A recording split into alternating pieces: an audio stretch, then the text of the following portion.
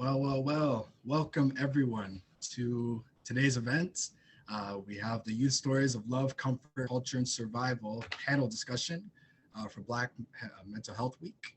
My name is Sheldomar. I'll be moderating today's event. I'd like to start with a quick land acknowledgements. So, FoodShare acknowledges that the sacred land in which we operate is situated upon the traditional territories of the Wendat, the Haudenosaunee, the Anishinaabe, and the Mississaugas of the Credit. This territory is covered by the Dish with One Spoon, Wampum Belt Covenant, an agreement between the Anishinaabe and the Haudenosaunee allied nations to peaceably share and care for the lands around the Great Lakes. FoodShare recognizes the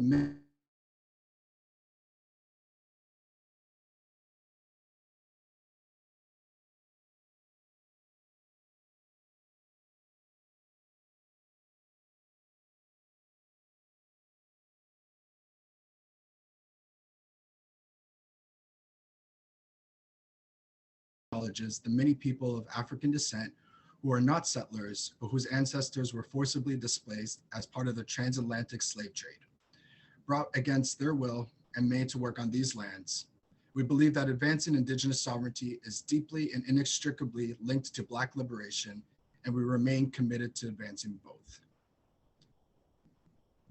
So wonderful. Thank you, folks, for being here.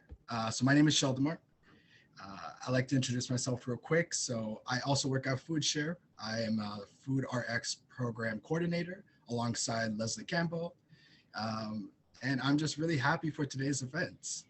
So I'd like to just maybe share a little bit about what the Soul Food Project TO was and is, and then I will go into talking a bit about today's events and then go into intros. So about the project, food is political, and it also is a means of survival. Every recipe tells a story, and the Soul Food Project brings those stories together of love, comfort, culture, and survival. Community cookbooks are part of a long-standing tradition of communities coming together to support themselves, to take care of one another. The Soul Food Project is a community cookbook highlighting diverse Black youth voices from across Toronto. It is available online for folks to read and share, and the link will be in the chat below afterwards. So today's event, we have three panelists who are Black youth from around Toronto, contributors to the project, to the Soul Food Project cookbook. And this week is the City of Toronto's inaugural Black Mental Health Week. So with today's event, we're hoping to shine a light on the stories of love, comfort, culture, and survival from these diverse Black youth voices. This conversation will explore the theme of Black youth experiences, food, and mental health. So without further ado, I would like to jump into speaker bios. So the first person we have here is Echo Stone. So Echo is an emerging artist and farmer based in Toronto. He studied environment and urban sustainability at Ryerson University, where he assisted in community-based research projects focused on gentrification and environmental justice. He's a core member of the Black Artists Union, an artist collective that supports and facilitates the movement and elevation of Black artists and creatives.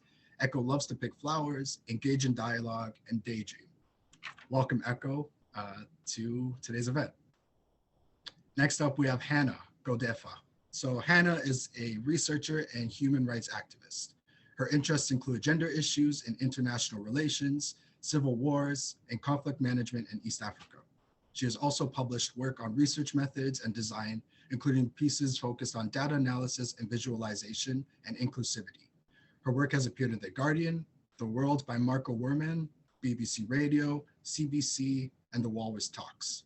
She has written for CNN, Vice Impact, and peer-reviewed outlets such as Small Wars and Insurgencies.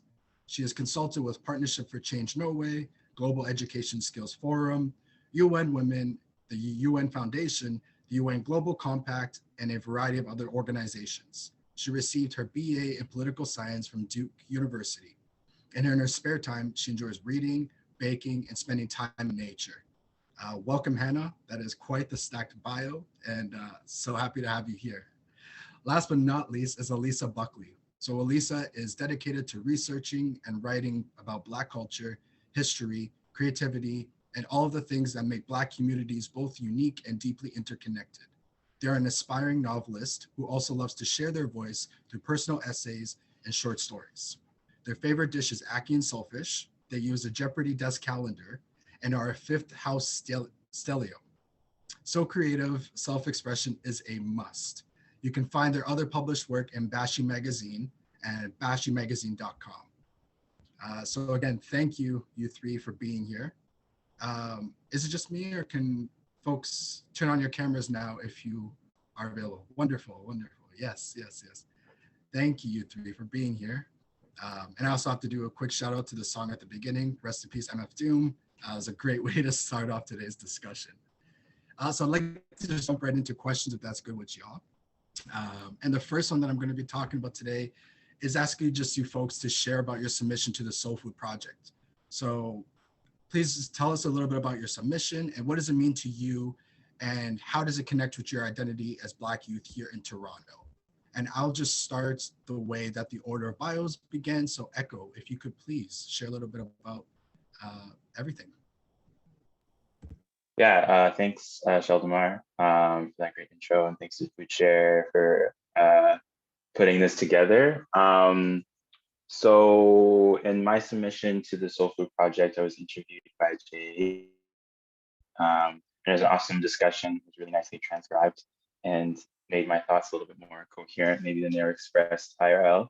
But I basically talked about my, I guess, relatively recent passion, vocation for farming, and my past experience in the food service industry, and how I'll never go back. And COVID-19 definitely was a silver lining for me, because I had problems definitely personally with moving on to different things and getting a little too comfortable and complacent. And I was well, actually very uncomfortable, but definitely very complacent in this food service industry, and just kind of tired of, I don't know, just being in a context where you have to serve white people and serve food that you might not even afford yourself, and move into something that I felt more aligned with my values, which were,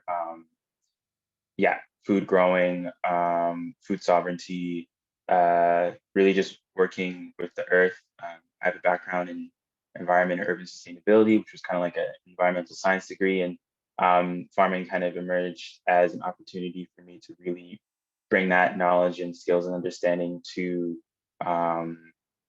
working in cooperation, I guess, with Mother Nature to produce food and sustenance and stuff like that. And I guess so I touched on those things. And then I guess towards the latter half, I kind of outlined my dream of Black communities, specifically here in Toronto, Southern Ontario in general, having more, for lack of a better term, self-determination. And I kind of expressed how I used to be far more radical in my politics, and how I had changed a little bit to seeing more of a kind of the immediate necessity in the short term of uh, working class and working Black families just being able to support themselves and being able to put food on the table, feeling safe and secure, comfortable, and be able to have joy and celebration in their lives. And I kind of envisioned like, oh, it would be cool to have a Black community where you spent money, it didn't instantly go to another group or social class or a company that has no real interest in uh, your well-being, and kind of having money being circulated within the community rather than just being earned and then spent and then taken out. And I guess it connects as my identity as a Black youth, because here in Toronto, because I'm from Victoria, BC. Originally, I moved here when I was 12. And we moved away from Victoria because it was very white. My mother's white, but she understood that she didn't want to raise her kid in such a homogeneous small city like Victoria. So we moved into Toronto, but my experience has been interesting because I find that the demographics in downtown Toronto, the sort of walkable, transit heavy, nicely serviced, park heavy areas of the city are overwhelmingly white. I live in Little Italy right now. It doesn't feel very much different than Victoria, BC in terms of demographics. So I guess my burgeoning Black community statement about looking forward, be cool to have areas like Janie Finch in the Western Corridor and in parts of Scarborough, and as well as historical African Canadian communities in Southern Ontario, um, having more of a situation where I call it a tokenized Black life for Black people like myself who are in downtown Toronto, moving away from that tokenized Black life and moving into areas where I'm, uh, yeah, just around Black people more often. So that's why I put that there. Yeah. Yeah, amazing. Thank you for sharing that, Ko. I love that idea so much. To me, I kind of think of community land trusts and the power that could come about those. But yeah, absolutely, I hear that, and thank you for sharing all of that. I'm having a bit of connection. Okay, all good here. Next up, Hannah, would you like to share a little bit about your contribution to the book and how this relates to your experience as a Black youth? Of course. First, I just want to say I feel incredibly honored to be among these other two panelists, and I'm really thankful that FoodShare was able to kind of create this space for Black youth. I submitted a recipe. It was a coffee cake recipe, but made with teff, which is a grain that is incredibly important in my culture, my heritage. Incredibly connected to my identity. It's like the grain that my family grew up on. So my family is originally from this small region in Ethiopia called Tigray, and they're currently engaged in and plagued by a lot of issues related to food security right now, which hopefully I can talk a little bit about later. But I really found myself struggling being in quarantine last year because I'd moved back to Toronto from Los Angeles, where I was living and working. And I hadn't lived in Toronto since I had left for university. So that was like 5 years ago. So it was really hard for me to kind of acclimate back into the city after being away for a while, and also kind of shifting my perspective on food as nourishment and something that I could really use for creative expression, because I'd never put that much thought into it before. And I come from a very long tradition of very talented bakers, cooks, all of these things, but I just didn't have that in me. And so I really was able to use this opportunity to try and become a little bit more innovative with the things that I had at home with my family, and try and see how those ingredients, specifically teff, could be used outside of the context of our heritage. So how do I incorporate that into things that I like to make, into baking recipes and things that it's not traditionally used for, because it's used to make injera, which is the food that is a staple in Ethiopian culture and Eritrean culture. But overall, I feel as though I'm connected now a little bit more to my identity as a Black youth, in the way that I'm starting to think about where my food is coming from. I feel like I've never really interrogated that or questioned it, because I always had access to really fresh ingredients and very healthy food. But I'm starting to understand what that experience is like for many Black youth in Toronto, and how there aren't that many spaces for organic farming or access to resources. And I want to better understand how to get involved on that side of food sustainability as well. So hopefully this is the beginning of that experience or journey. Excellent. Thank you, Hannah, for sharing that. I mean, that's really neat also for you to kind of be, looking at like an ancestral food of yours that you're talking about teff and, being creative with it. And I know at the beginning of the pandemic, everyone was on this like craze of figuring out how to cook new foods or bake bread and all these things. And I find it really inspiring that you just, took something that you're so connected with and finding new ways of using that. That's really cool. So thank you for sharing, Anna. Alisa, please share with us, what was your contribution to the project? Okay, so I shared a personal essay and a recipe for chicken foot soup. So my family is Jamaican, and I basically wanted to shed a light on a lot of the food I've eaten while growing up, and where I would get that food. Because I live outside of Toronto, a lot of things still connect me to Toronto, be it food, family, friends, school. So I just wanted to kind of, show my love in that regard. So I kind of opened up the personal essay talking about Sunrise, a Caribbean restaurant. And when I was a kid, it wasn't a chain restaurant yet. So that memory was it's really ingrained in my mind. It used to be like a really small restaurant, like at Kingston and Galloway, and like just the experience of going and waiting on the food and conversing with other customers. Sometimes you run into family or friends. I just kind of wanted to share a bit of that memory, and as I was writing, because I wrote a lot of drafts, honestly, and because I wasn't really sure how I was trying to express this story. And as I was writing, I kind of realized that even though I wanted to highlight the food I've eaten in Scarborough, particularly like East Scarborough, but around Toronto, mostly Black communities, I also wanted to show some love to my own family, as well as my community, the Black community, Jamaican community. And I found that by talking about soup. So soup, although in restaurants can be kind of like hit or miss, or you just, by the time it's like evening, there's no soup to order.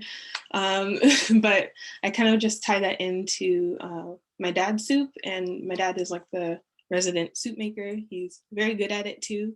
So I was happy to write about that, and his own love for cooking. Although he doesn't do it as often as like my mom per se, it was kind of like a special occasion when he would cook. And soup, among like a lot of other Jamaican dishes, and a lot of dishes across like the Black diaspora, they require a lot of labor. And I feel like as I started cooking myself and just watching like my parents or other family or friends cooking, and even in the Sunrise restaurant before it became a franchise, like getting to see like my cousin who works there, just see them like cooking these like huge pots of food, and things that would take like hours to prepare, to actually cook, just to be able to serve as quickly as possible.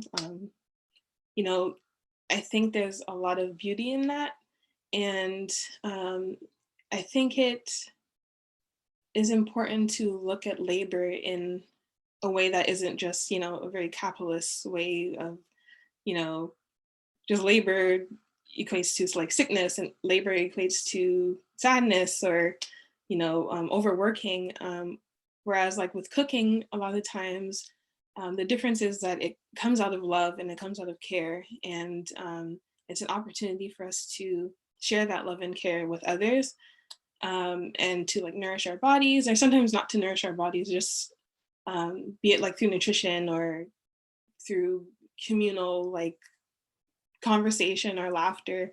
It's just like a really good way to show that you love and care for somebody. So I wrote a bit about that, and the recipe was not easy to put together. Much like everything I have learned from my parents or from my community, there's no recipe. Like I kind of had to work from like memory. I had to consult my dad a lot, whereas he was also like, sorry, like here's a bag of chicken feet. Like I don't know how, like the way it is, I don't know. You just, everything is by eye. Everything is by like intuition. So that went a lot into making that recipe, but I'm hopeful that it turns out well if anybody wants to try it. But yeah. Amazing. Yeah, you said so many things that I resonate with. And I love how you use soup as a way to talk about, you know, labor and all of these other things associated with love. And yeah, making food is almost like a love language for some folks. You just said something at the end there, it just slipped my mind, but I was thinking about sunrise, and that brought back so many memories Oh, because yay. that was like a ritual for me. My dad would take my brother and I out for a haircut, and we'd always go to Yep. sunrise after for some food. And you'd That wait was a routine. forever. You'd wait forever, but that was just the Yeah. I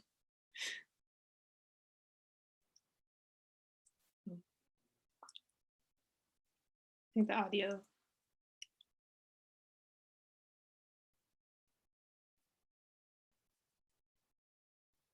So I'm going to start back in the middle. So Hannah, would you like to go ahead with answering that question first, please? I think the audio cut out for me. So if you could just repeat that question. Absolutely, yeah. Sorry about that. Can you hear me now?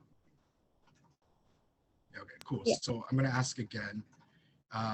So the question here is, how has food and your relationship with it played a role in your mental health? Has that changed for you over the past year? Definitely. I think that I have shifted from a mentality of food as just being fuel versus finding comfort and joy, as well as just having the opportunity to have more shared meals because of quarantine. Has really fostered a lot of conversations amongst my family.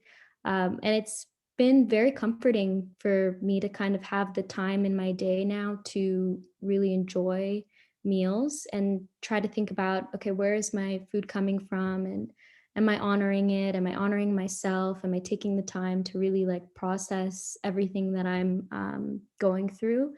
And it's become incredibly important for me now for my mental health to like not have so many things going on, and to really just give myself the time and the space to do these like daily little things or rituals or practices, to ensure that I'm staying afloat, you know, and if I show up for myself, that's enough.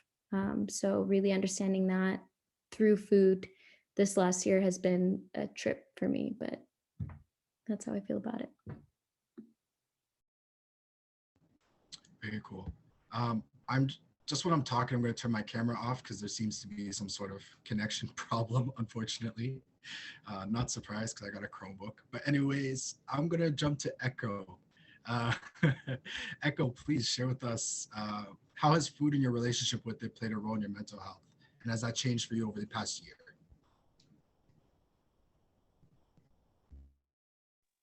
Yeah, the food is fuel comment that kind of made really resonated with me is actually the first thing that came up when that question was put. And yeah, I've been really trying to see food as like one of the biggest indications of mental health. So if I'm eating like a whole bag of Doritos and Haagen-Dazs ice cream, and then, you know, skipping out on dinner, waking up the next day feeling like shit and then ashamed, and then getting takeout, and then, you know, if that's a pattern, that's a huge sign. Like there's a huge red flag that my mental health is not doing that well. And then in contrast, if I'm taking the time, you know, to make like red, which is a Ghanaian bean stew, and it takes a long time, as was said earlier with soups and stuff like that. You have to start with the tomato base, you have to cook down the onions and put the saltfish and everything. It's like, and I'm making a whole meal, and then I'll often share with my roommates and stuff like that. That's a sign that my mental health is at a higher point. And I think going even further, kind of, yeah, acknowledging the food, maybe having a little prayer before eating, and taking time with the meal instead of just kind of, this fuel thing, just kind of like scarfing it down and then just going back to your work or whatever. I think that's something that's come really to light for me this year, because at the beginning I had a lot of time on my hands because we were in lockdown, and then I started farming, and then I was really aware about all of the labor that goes into not just my labor, but the labor of the soil, the labor of the pollinators, the labor of the sun, the water, all of the work that is being done from all these other beings to create this food, and the abundance that comes from it, right? You have this little seed, you put it into the ground, and within weeks you have all this fruit, all these veggies. So yeah, it's definitely kind of, I guess we're going to talk about spirituality a little bit later, but it's definitely been just like a huge indication of mental health. And even now I fluctuate. I think it was just a week ago where I spent like hundreds of dollars on Thai food takeout, and it was a trade-off because it was like delicious Thai food, but it was like, okay, what's going on in my personal life and in my headspace that I'm cutting out this part of my life and not giving it the proper attention. So it plays a huge factor for me. Yeah. Yeah, thank you for sharing, Nico. And I really love that holistic sort of approach that you bring to, understanding food, and kind of touching on Elisa, like the labor, back to labor, the labor that goes into actual growing food.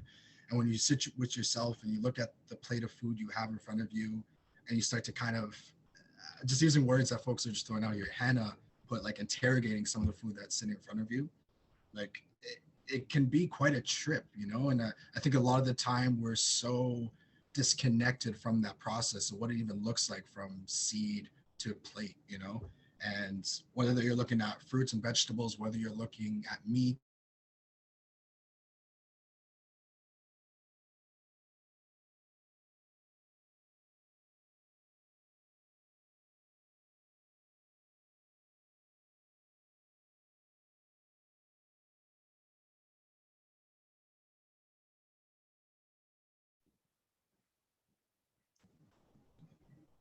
Sorry, y'all. We appear to be experiencing a little bit of. Oh, Sheldomar's back. Oh my gosh. Yo, I'm so stressed about this internet. Okay, let's try this again. Elisa, please share with us what your relationship with food and your mental health has been, and if that's changed over the past year or so. Okay. I think it has changed my relationship with food. Slightly, like the other two panelists have said, like being able to interrogate the food that's in front of me. I've kind of always had like an interest in like ingredients, I guess, and the process of cooking, or the process of like food just like getting to you, I guess. So I'm the person that takes a really long time in the grocery store because I have to like, I just like looking at stuff and like seeing where things came from, and so I think a lot about those steps and those processes, and I do hope to one day like do some farming or do some gardening of sorts. That is a dream of mine. But in regards to my mental health, I think it's taken a toll in that it is harder to, I guess, regard food as fuel. I don't know. I think because of the uncertainty of the times, it makes you more conscious, or has made me more conscious of periods where I'm feeling low and just like lacking any kind of motivation or determination, or sometimes even like hopefulness. And it can make you look at that very hard or ignore it. For me, I looked at it very hard. It was really hard to ignore. And I do find a lot of comfort in cooking. So that's something that I had kind of promised myself by like the end of like last spring, like going into summer, to purposely like cook more. And I already kind of cook for my family. It's a responsibility I share within my house. And I just made it a point to try more recipes, different recipes that I've never cooked before.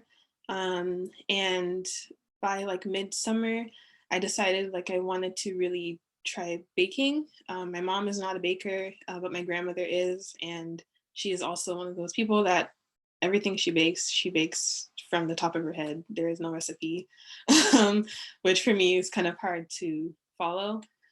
So taking up baking, it taught me a lot of patience, and I knew that was something that I needed, especially in this time. I throughout the pandemic, and currently I've been like underemployed, and that is something that is kind of that weighs on me like every day, and I have to, just with job searching and thinking about the future in general. That's very difficult to do when just everything just is uncertain and everything is, you know, some days it's like the only thing you can go off of is hope and faith. So baking is something that kind of keeps me like in the present, and so does cooking as well. But baking was something that I was kind of challenging myself with a little more. So I think that's been helpful in regards to my mental health. And, as Echo said, um, just when I am able to cook or cook a full meal, and like be really present, that's when I know like, I'm feeling good. And I'm also like, I'm putting a lot of love and care into this meal versus like just trying to cook something because I have to, or, like nobody else is going to eat. So I have to cook. Like being able to just be more present and intentional when I am in the kitchen has been like a really good thing. So, yeah. Amazing. I resonate with everything. I know my camera's off again because it has to be. But Elisa, like what you were just sharing, first off around intuition of like no recipes and stuff, I find that so funny because a lot like over the past few weeks or even just over the past few months, I've been hearing this saying a lot around like when you're cooking and you have that intuitive like feeling to stop putting in seasoning or whatever, it's your ancestors like, just letting you know that's enough seasoning, that's enough or whatever. So I love that approach there. And yeah, with all of what you all were saying around cooking food, I know from my personal experience, like it's too easy to order food sometimes, and I hate that. But I know that sometimes when I wake up and I'm looking forward to making breakfast, or if I'm looking forward to making dinner.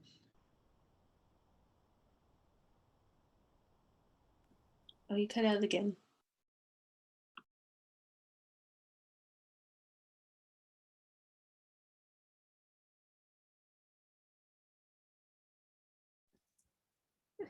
Sheldomar, we can't hear you. Maybe if you mute and unmute yourself. Hello? Hi. Oh yeah, there you go. Oh my God. Okay, don't worry. It's only 25 minutes left, everyone. It won't last forever. But yeah, 100% resonate with everything you all are saying. And thank you for sharing. I'm going to jump into the next question we have here. So over the last year, we've been living through the realities of COVID and anti-Black racism and have seen the movement for Black lives growing through community organizing and mobilization. How have you been practicing self-care, connecting to community, and engaging in activism? Does food play a role in that for you? And are there any calls to action for other folks that you'd like to share?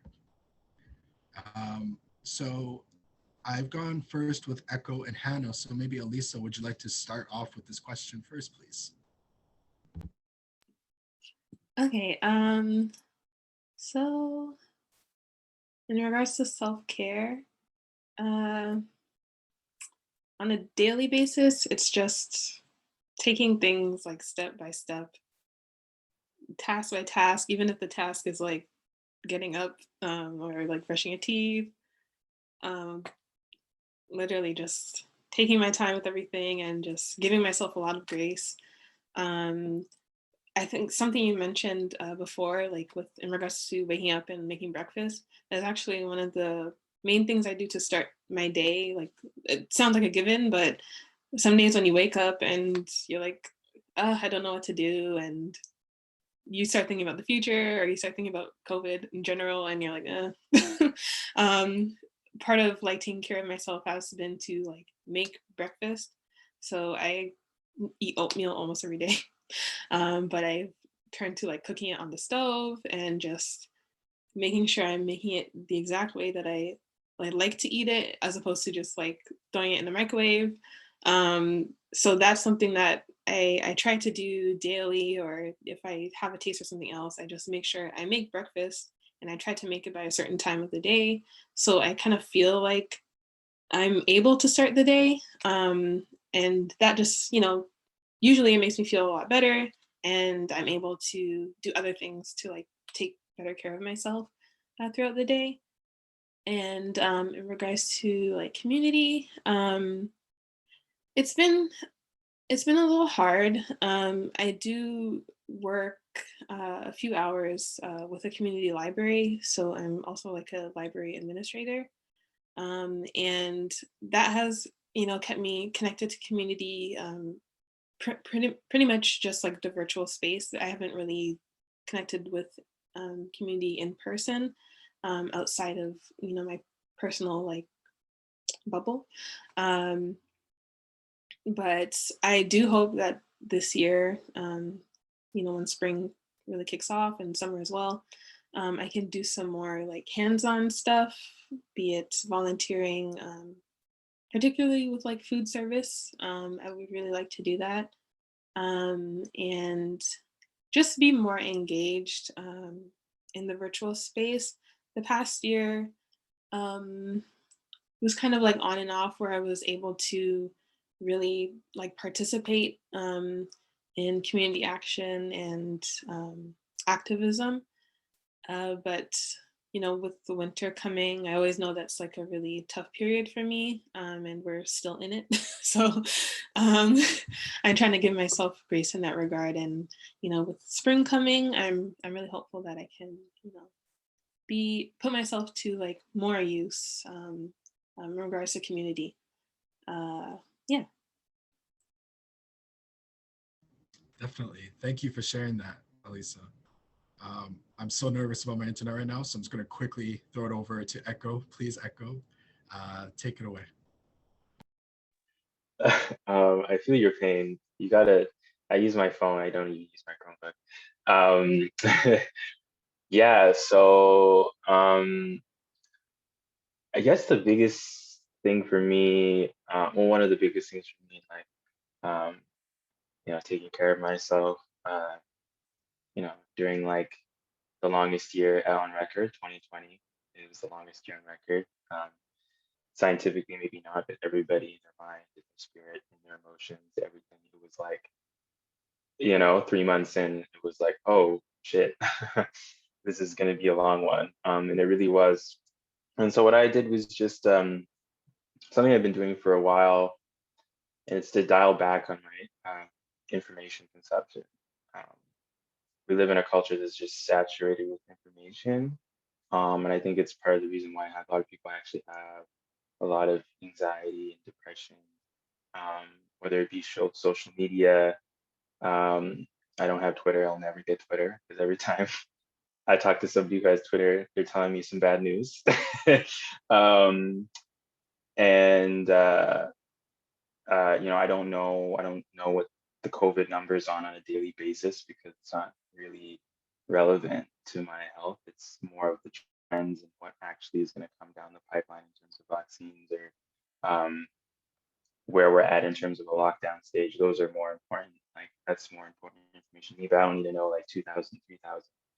Like so I've been making like conscious decisions just to disengage from this sort of like constant bombardment of information, that just puts me in a place emotionally that I can't really function from, and instead to like go deep into things that I can control and that I do have an interest in expanding my knowledge of. So whether that be like ancient history, or no-till regenerative farming practices or something like that. But yeah, just in general, just kind of give my space, like my head, some space for some silence and for some, I don't know, like, yeah, just some quietness. I think it's really, really important. In terms of connecting with community, uh, yeah, it's been difficult. Like, yeah, it's been really weird. I think the summertime I really screwed up because it was like 12, 15 cases a day at one point or something crazy low like that. Like we were in the double digits, and I really did not seize the opportunity to spend time with people outside and coordinate that with my friends and stuff like that.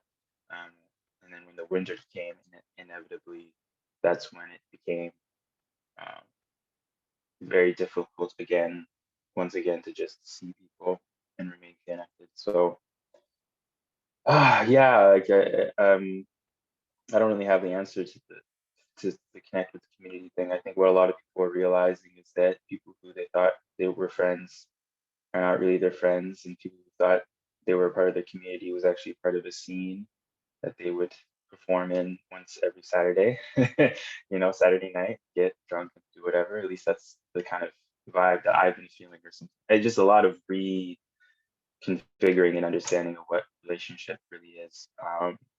So I feel like, yeah, I don't really have a solid answer for that one either. And I think, oh, I guess there's like this activism piece. I really, when it comes to like activism, I'm increasingly realizing that I don't do it. I probably won't necessarily do it in the formal sense. I do have a purpose.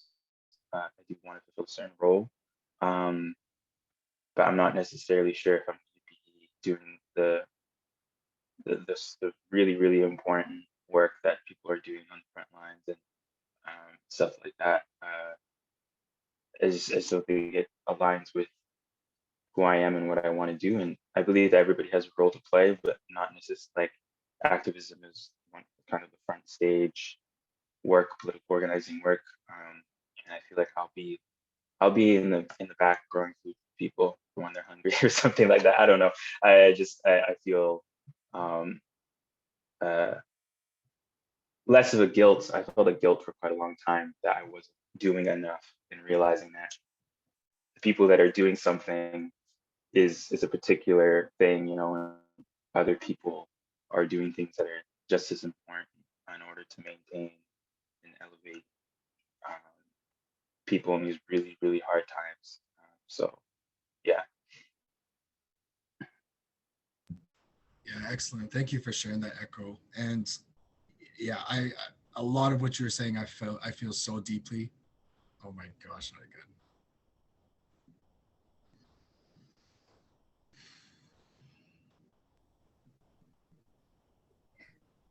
Hi, can you hear me? Okay, good. So yes, thank you, Echo, for sharing that. I felt that very, very deeply. And a lot of those feelings of like just social media in general can be so toxic. And back to the creation of the Soul Food Project, I was feeling the same ways this summer, and not being able to connect with community or just be physically present with folks to just be supporting one another through what was happening.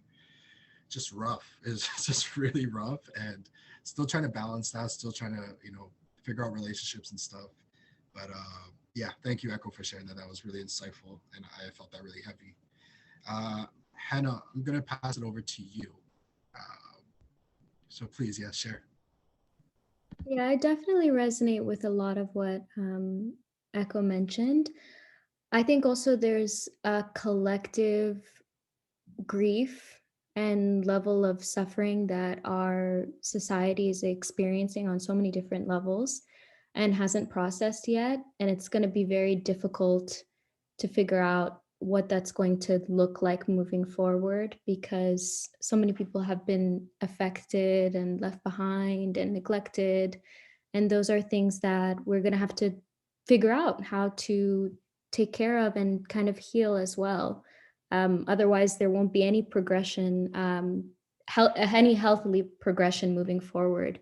I also think that something I like mentioned briefly earlier, just showing up for yourself every day is an act of resistance in and of itself, like being alive and kind of taking the time each day to honor your mind, your body, is really important in the act of survival, to get to a place where you can, enjoy life, which is the point.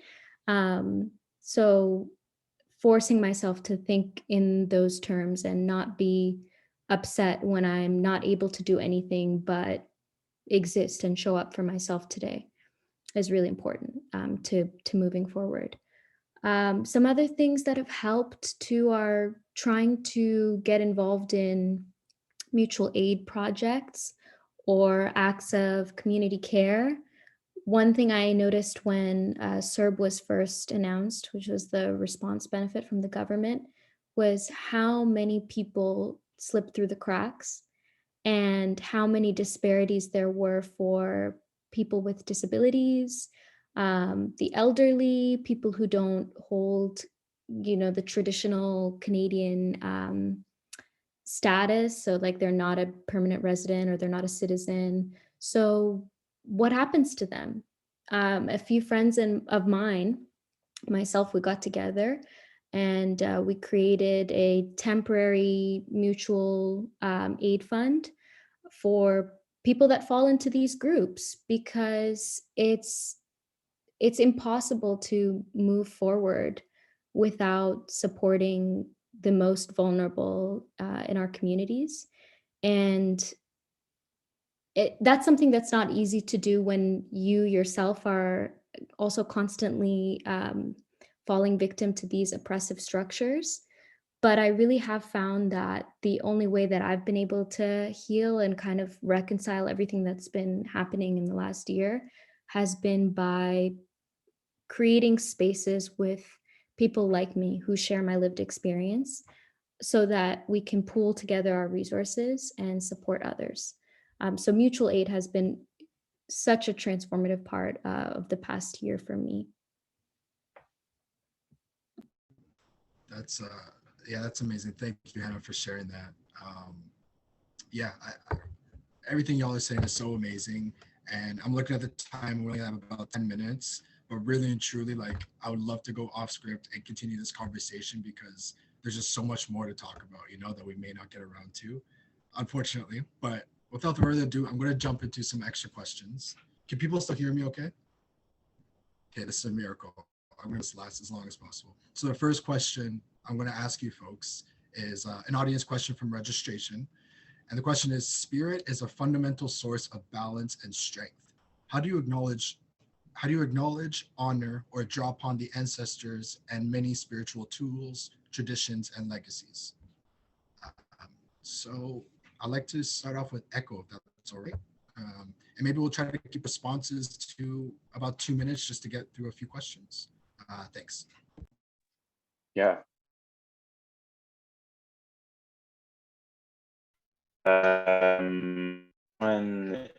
This is a question because I've been trying to do some work on this again.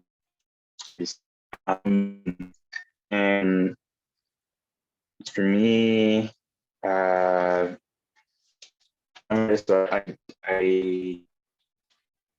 use my art as a sort of vehicle.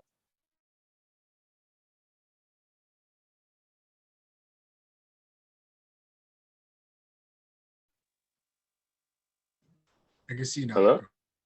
Oh, I think my phone is doing some weird stuff. Should I start again? Sorry about that.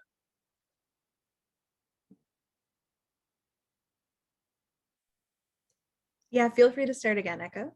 Okay, yeah, thanks. Wow, can't wait to do this IRL, right, guys? Like, it's this Zoom stuff is getting a little, but yeah, so I'm an artist and I try to use my art as a vehicle for my spirituality and that's kind of basically it. I'm trying to get on the level of ancient cultures and ancestors and indigenous traditions when it comes to making art, right? It's not just like an aesthetic, beautiful thing that matches your couch and contrasts nicely with the door. You know, art is like often they had ceremonial purposes. They were I don't just like kind of doing surveys and studies of different cultures and ancient cultures, specifically how they saw their art was so deep and resonant. And that is kind of where I'm trying to at least be a few degrees from in terms of my work. And so, yeah, that's kind of what my I've been trying to do for a while, more intentionally, more recently. Um, and that for me is been really grounding and been a very strong, like a source of balance and strength, as this question kind of puts it, which is approaching my practice from a place um,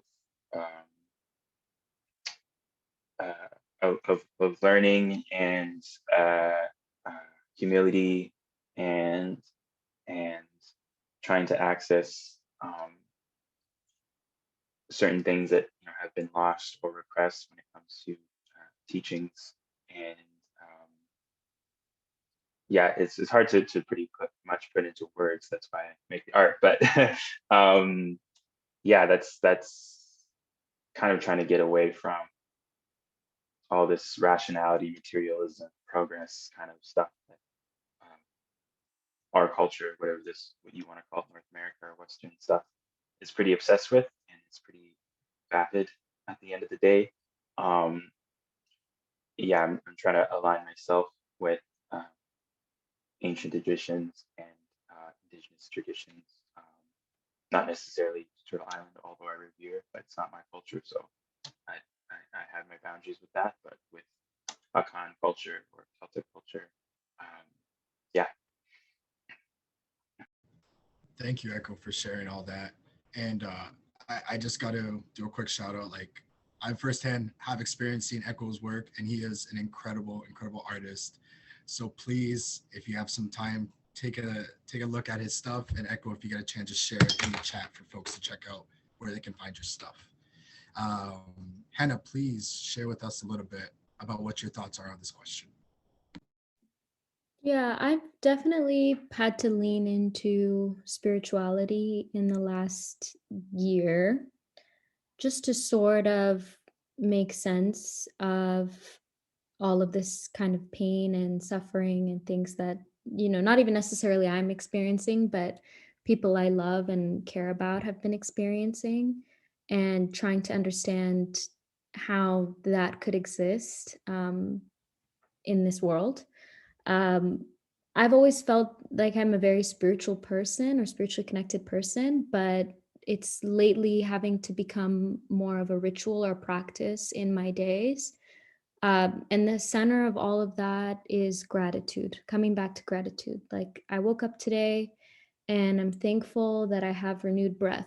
And if that's the only thing that I'm putting out into the universe and that's my spirituality practice, that's okay. So I think that allowing myself to lean into gratitude when I'm finding these intrusive thoughts or feelings of grief or anger or frustration at the state of our world has helped me practice balance, both internally and also then externally in my engagements with other people. I love that so much. Thank you, Hannah, for sharing that. Yeah, I feel that so deeply. Alisa, if you could please share a little bit about your thoughts also. Okay, so in regards to spirit and spirituality, I think in the past, actually more recently, I've been trying to listen to spirit more in regards to my writing and other creative outlets. It's something that I kind of felt like writing was my only kind of creative outlet or creative like talent. But I'm kind of realizing that I feel like I am a person that's supposed to just do many things or explore many things. So in doing that, I've been just listening and learning more. And yeah, I think on the other side of that, with cooking anyway, um, I felt more of a push in the last year to learn more about food practices, agriculture. I come from a long line of people on both sides of my family. We're from a rural district, two rural districts in Jamaica. They're neighbors. Like for generations, they've known how to grow certain crops, certain herbs, certain raising animals. Like the food is on the land, and if it's not their land, it's in the market, but it's local. So that's something I really want to kind of study more in regards to like our histories or my personal histories with food and agriculture. And I guess in regards to like spirit, like exploring whether that's something that's within me as well. And although I'm living on like different terrain, and it's not something that as many people do currently because of like climate change and just government interference on like land ownership and things like that. So it's kind of, for my generation anyway, it's kind of something that's been lost. And I kind of want to explore and see that, yeah, that's something that I can do as well. And maybe that is how spirit plays a part in my life. Definitely. Yeah, that's powerful. Can folks still hear me? Yeah, right?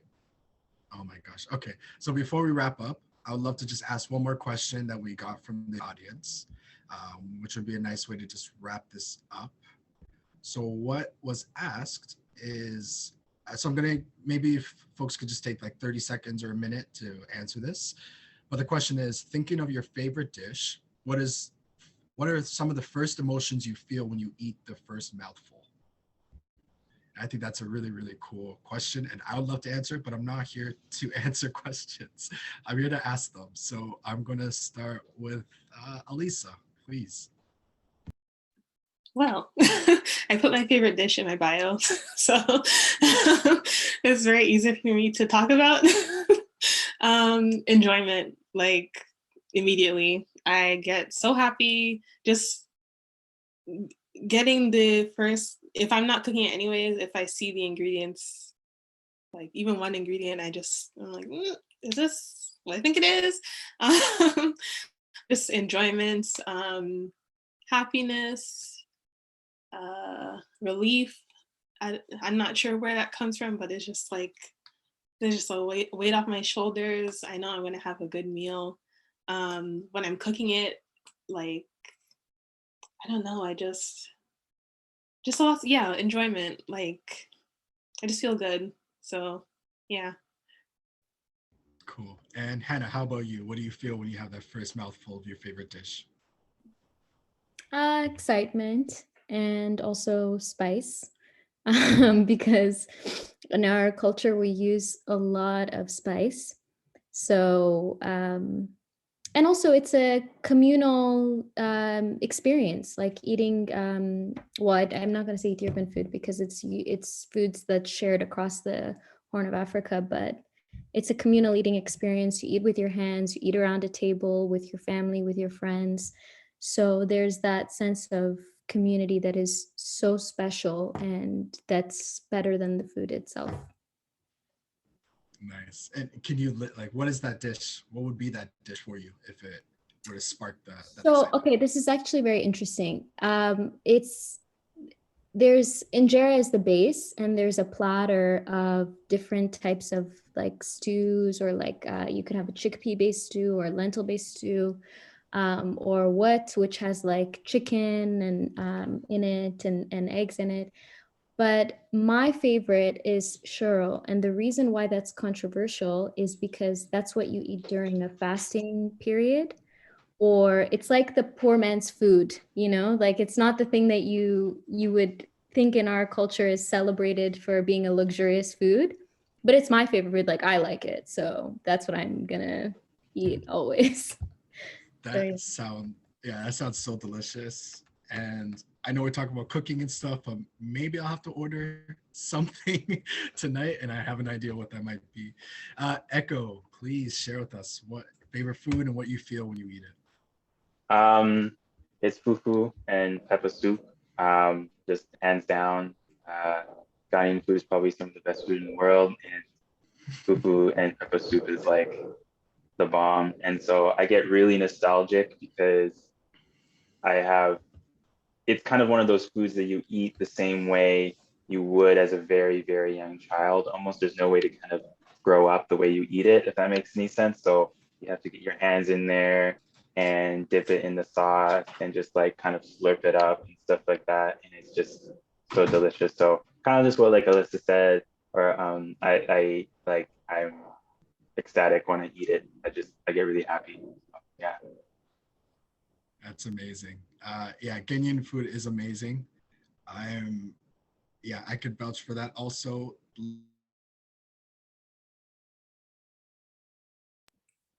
Oh no, the audio.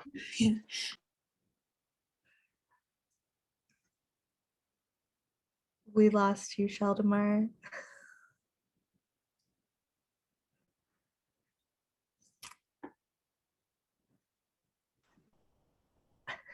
hello?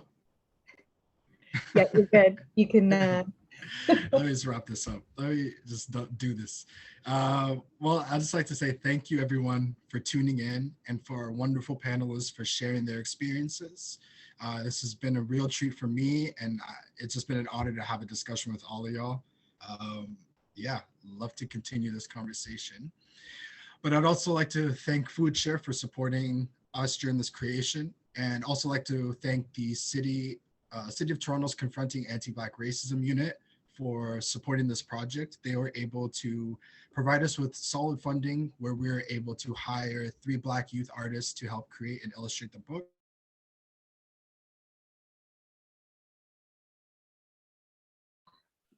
Oh no. All right, I'll just wrap up. Thank you all so much for being here. Thank you, Hannah, Lisa, and Echo, for sharing all of your beautiful, beautiful insights and your stories with us. We really appreciate your time. And thank you to all our audience members for tuning in. I think that's about it. And thank you, Sheldomar, for being such a great moderator despite these technical issues that seem to plague us constantly. But yeah, thank you all for being here, and we look forward to connecting again in the future. Definitely. Thanks, y'all. Thank you. Bye. Peace, Thank y'all. you all.